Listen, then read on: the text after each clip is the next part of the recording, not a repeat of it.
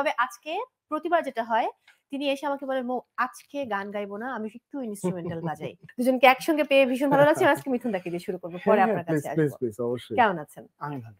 আমি শুনলাম আপনাকে স্টুডিও থেকে ধরে নিয়ে আসছে। একদম অপ্রস্তুত। আমি এসেছিলাম অন্য কাজে। এই ইন্সট্রুমেন্টটা ছিল আমার সাথে। গেলাম, বলল, "বন্ধু চলো একটু বেরোতে হবে।" বেরিয়ে পড়লাম।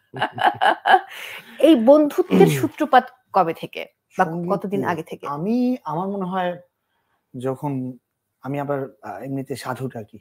ও সাধু আচ্ছা। সাধু বলি, দুষ্টামি করে তখন দেখি। কিন্তু আমার মনে হয় ও আমাকে যখন দেখেছে তখন আমিও জানতাম না ও আমাকে দেখেছে।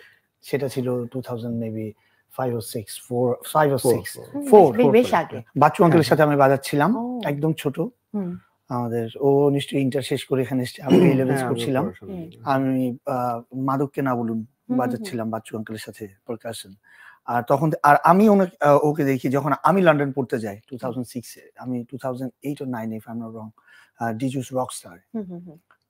তখন দেখলাম বর্ডারে একজন বাজাচ্ছে। আমি দেখলাম পাগল হয়ে গেলাম। সেই বন্ধুত্বের সূত্রপাত কিন্তু হয়েছে ফুয়াদ ভাইয়ের প্র্যাকটিস প্যাডে। অর্থাৎ ফুয়াদ ভাইয়ের সাথে বাজানোর জন্য 2010 কি 11 স্টার্টিং এ একটা শোতে ও রেগুলার তখন ফুয়াদ এন্ড ফ্রেন্ডস এ বাজায়। আর আমাকে ইনভাইট করলো ফুয়াদ ভাই প্রথমবার লন্ডন থেকে এসে ফ্রেশ ব্লাড। ওই প্র্যাকটিস প্যাডে গিয়ে আমাদের প্রথম পরিচয়। একটা দেখলাম খুব লাজুক একটা ছেলে এসে নিজের মতো গিটার, সবাই সবার মতো রাফা। আর ওদিন লাইন আপটাও খুবই অ্যামেজিং ছিল। আজকের অনেক বড় বড় নাম তারা, like Rafa on first line and together, Himanta Chowdhury, তারপর ছিল ওদিকে শোয়েব ভাই মেঘদলের, 3 জন গিটারিস্ট, আমি পারকাশন, আমজাদ ভাই ড্রামস, তারপর এদিকে ফুয়াদ ভাই নিজে কিবোর্ড, শুভ ভোকাল, অদ্ভুত একটা ডিপ রকস্টার শুভ।